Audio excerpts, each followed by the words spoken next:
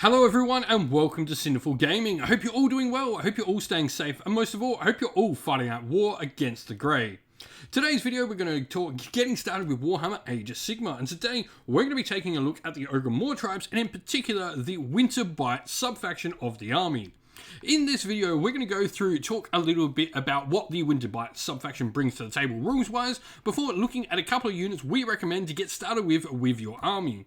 We'll then look at some other units we can expand upon our initial purchases with, and then finally finish off the video with a little sample army list of 1,000 points for you to use as some inspiration for starting your own Winterbite Mawtribe army for the Ogor Mawtribes in Warhammer Age of Sigmar. And so, with that said, we get an ability called Ghost in the Blizzard for Winterbite. First of all, we subtract 1 from hit rolls for attacks made with missile weapons that target friendly Winterbite units wholly within our own territory. If ogres are susceptible to anything, it is definitely shooting. We don't have a lot of long-range shooting ourselves in an ogre army, so being -1 to hit is just a general thing. While you're in your own territory, the furthest points away is certainly a decent ability. Now note, this does say territory, this isn't deployment zone, so in a lot of maps this will generally be half the table. Now, in addition to this, friendly Winterbite Frost Sabers, Icebreaker Hunters, and Icefall Yetis, those units are not visible to enemy models while they're more than 12 inch away. This is even better, so it means our units that generally are going to be the Vanguard and going to be playing around with being and not being in combat are going to be really useful because they're not going to be able to be seen. We can drop in those Icebreaker Hunters and Frost Sabers in the backboard and play around with our deployment zones and play around with the deployment on how we use those units and not be shot at by our opponent without them moving out of position.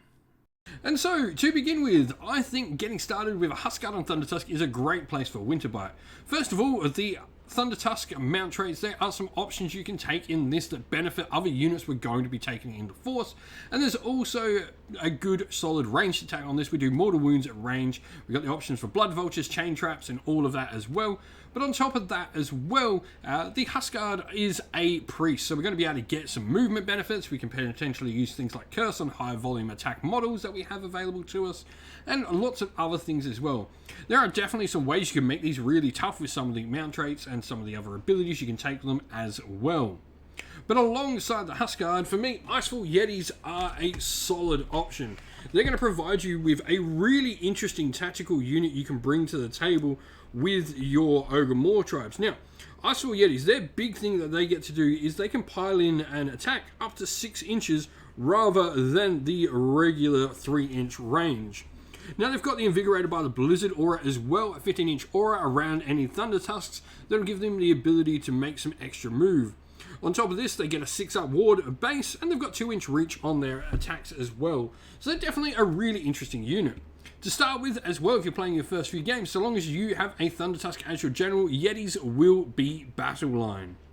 Looking at where we can go next though, an Icebreaker Hunter is another interesting grab. Now, first of all, this is going to provide you with some units you can deploy in the backfield. They're going to be really nice to use. You can bring them on an ambush from the table edges, and you can also bring along Frost Sabers. In this particular subfaction, don't forget they can't be seen 12 inch or more away, and on top of that as well, you've got some cool command traits you can use to allow multiple units of Frost Sabers to come on with your Icebreaker Hunter. Frost Sabers themselves are going to put out a decent amount of attacks. A large unit of them could be a potentially good use of something like Curse from your Huskguard.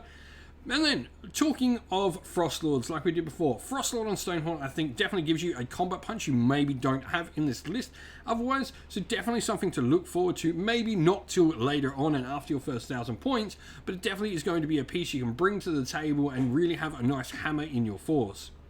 For Beast Riders in this particular subfaction, seeing as we can sit in our own territory and be -1 to hit, I like our own artillery pieces to come to the table, so Thundertusk Beast Riders are a nice piece to bring to the table. They're going to be able to do mortal wounds from range, and they've got some other shots in there like the harpoon launcher and the chain traps and even blood vultures as well. And so here we have our sample army list. We've got the grand strategy, defend what ours. Seeing as we're -1 to hit in our own territory, I think trying to defend our own territory is a solid strategy for this particular subfaction. We've got a Triumph Inspired +1 to wound could be really useful in this particular subfaction as we don't have too many out-and-out good combat pieces. Now, Huskard on Thunder Tusk is going to take the Chain Trap. I just really like the idea of the Chain Trap being able to drag enemy units around. And then he's going to have the Carvelox Flank as his artifact. So you'll note he's not going to be the general for us. Now, what this artifact is going to do is it's going to allow us to make friendly Icefall Yeti units hold within 12 inches of the barrel at the start of the movement phase, move an extra 2 inch when they make a normal move during that phase. Now, he's also got the Rhinefrost Hide for a 5-up ward, and the Prayer Keening Gale for some extra movement as well. Now, then we have an Icebrow Hunter, and this model is actually going to be our general, meaning our 2 units of 2 Frost Sabers are going to be Battle Line, and our command trait Skull Packmaster is going to be there as well. This allows him to take both those units, and indeed, if we grow the army, another unit of Frost Sabers along in ambush with him. Rounding out the army are 3 units of Icefall Yetis. These are just fantastic pieces to use. That piling shenanigans you can do with them is super fun and techy. And then 970 points wrapped up in a battle regiment. Good chance we're getting that triumph at 30 points under. 63 wounds, 1 drop. Let us know what you think of Winterbite down in the comments below, and let us know an army list you put together for them. And so that's the end of the video. We hope you all enjoyed it. If you did, please don't forget to leave a like and subscribe to the channel. And while you're at it, why don't you drop a comment down below letting us know what you enjoyed about the video. If you'd like to come chat more with me and other members of our little community here at Sinful Gaming, you can do so by joining our Discord server, which is linked down in the video's description. Also linked down in the video's description are the best ways to help support the channel, which is our Patreon and YouTube members. As a Patreon and YouTube members, you'll get to help decide what content the channel focuses on when we're not focusing on new releases, and you'll also get your name shouted out at the end of the video.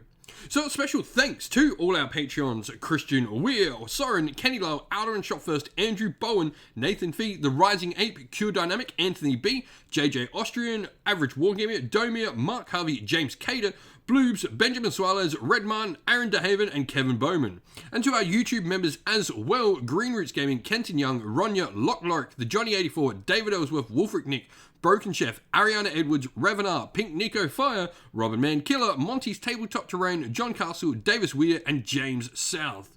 Lastly, if you'd also like to help support the channel in another way, you can do so by grabbing some channel merch off either our Teespring store or off our Ko-fi store, both of which, as well as the Patreon and YouTube members, are linked in the video's description.